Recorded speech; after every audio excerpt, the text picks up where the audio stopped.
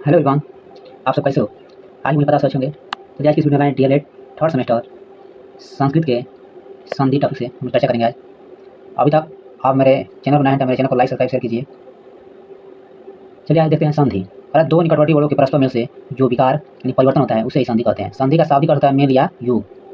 तरह जैसे दया धन आनंद यानी कि दयानंद में दया का आ और आनंद का आ मिलकर आ हो गया है। तरह संधि की संधि 3 प्रकार होती हैं: स्वर संधि, व्यंजन संधि, विसर्ग संधि। अब हम बात करेंगे स्वर संधि के बारे में। इसमें करें स्वर संधि के 7 भेद होते हैं, लेकिन मुख्य रूप से 5 ही माना गया। इस आप लोग चैप्टर में क्या पढ़ना है? बस 5 ही पढ़ना है। इसमें 7 दे रहा है, लेकिन हम लोग पाठ्यक्रम क्या है? 7 बस ही 5 दिया। जैसे दीर्घ संधि, गुण संधि, वृद्धि संधि, यड़ संधि, अयाद संधि, यही 5 मेन है। पूर्व रूप संधि, पर रूप संधि ये हम पाठ्यक्रम में यानी कि नहीं दिया है। तो दीर्घ संधि का सूत्र होता है अ सवर्ण दीर्घ। गुण संधि का सूत्र होता है आदि गुण। वृद्धि संधि का होता है वृद्धि रेचि। यड़ संधि का सूत्र पूछता है इको यणसी, बहुत इंपॉर्टेंट है ये। पांचवा अयाद संधि, इसका सूत्र होता है एचो अवाव। अब हम बात करेंगे दीर्घ संधि के बारे में। दीर्घ संधि का सूत्र होता है अ सवर्ण दीर्घ, यानी कि जब हर्ष अथवा दीर्घ स्वर अ ई उ री के बाद उनके समान स्वर आए तो उनके स्थान पर क्रमशः आ, बड़ी, बड़ा ऊ, री हो जाते हैं। जैसे अ धन अ मिलके आ, जैसे राम धन अवतार राम अवतार। जैसे राम और आए और इसमें अ मिल क्या हो गया? आ हो गया, जैसे राम अवतार। दूसरा आता है अ धन आ मिलके आ हो गया, जैसे धन धन अर्थी धन और है इसमें और इस वाले का क्या मिलकर हो जाएगा? धनार्थी। ऐसे देखें हम लोग आ धन अ मिलके आ, जैसे विद्या धन अर्थी, विद्या आ इसमें रहा है, इसमें मिला क्या होगा? विद्यार्थी। अब देखिए आ धन आ मिलकर होता है आ, यानी विद्या धन आलय यानी कि विद्यालय। आगे देखेंगे नियम। यदि ई छोटी या बड़ी के बाद छोटी या बड़ी आए तो दोनों के स्थान पर बड़ी हो जाता है। जैसे छोटी धन छोटी मिल क्या हो गया? बड़ी, यानी कवि धन इंद्र। देखिए छोटी इसमें बड़ी, इसमें क्या हो गया? छोटी मिल क्या हो गया? बड़ी। कविंद्र, गिरीन्द्र, मुनीर, क्षिति, ये सब क्या है? दीर्घ संधि के एग्जाम्पल हैं।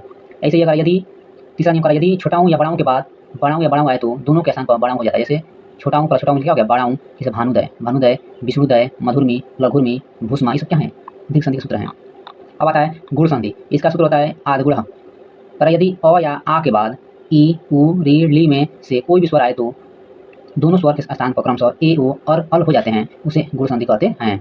नियम पर है अ या आ के बाद छोटी ई या बड़ी आए तो उसके स्थान पर ए हो जाता है। देखिए एग्जाम्पल के माध्यम से समझेंगे। पर अ धन ई बराबर ए, यानी गज धन इंद्र गजेंद्र। अ धन ई बराबर ए हो गया तो उप धन इंद्र उपेंद्र। नर धन नरेश, सुर धन सुरेश, महाधन महेंद्र, रमा धन रमेश, राका धन राकेश। ये सब क्या है? गुण संधि के हैं। अब आकर आता है वृद्धि संधि। इसका होता है सूत्र वृद्धि रेचि, यानी यदि अ या आ के बाद ए या ऐ आए तो दोनों को मिलकर। अब आकर वृद्धि संधि। इसका सूत्र होता है वृद्धि रेचि। यदि अ या आ के बाद ए या ऐ आए तो दोनों को मिलकर ऐ हो जाता है तथा उ और औ का अ हो जाता है। जैसे अ आ धन ए या ऐ मिलकर क्या होता है? ऐ हो जाता है। इसी प्रकार एग्जाम्पल के बारे में समझेंगे हम लोग। अ धन ए बराबर ऐ, यानी कि मम धन एवं ममैव, एक धन एकम एकैकम, कृष्ण धन एकता कृष्णकता, त धन ऐश्वर्यम तैवैश्वर्यम, तथा धन एव तथैव, सदा धन ऐक्यम सदैक्यम, महाधन ऐश्वर्यम महेश्वर्यम।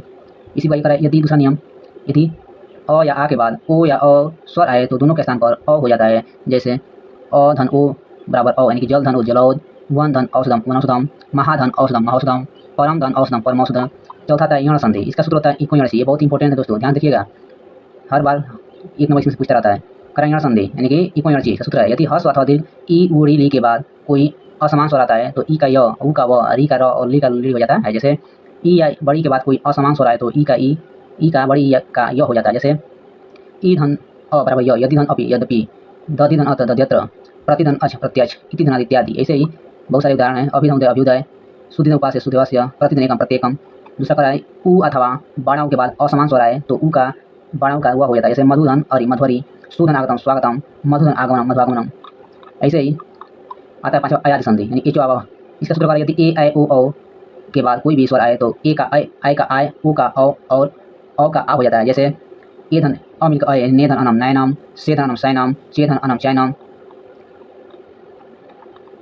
यदि ओ क बाद कोई स्वर आए तो ओ का अ हो जाता है। जैसे ओ धन अ बराबर अ, यानी पो धन पवन, पो धन इत्र पवित्र। आइए मुझे आपको वीडियो अच्छा लगा होगा। चलिए आज की वीडियो इतना ही। नेक्स्ट वीडियो में मिलेंगे हम लोग जो व्यंजन संधि के बारे में और विसर्ग संधि के बारे में। फर्स्ट पार्ट में देखेंगे स्वर संधि के 5 प्रकार पढ़ लिए। 5 प्रकार इसमें दिया था: दीर्घ संधि, वृद्धि संधि, अयाद संधि, यण संधि और गुण संधि के बारे में चर्चा किए हैं। आइए मुझे पता आपको ये वीडियो अच्छा लगा। जय हिंद दोस्तों।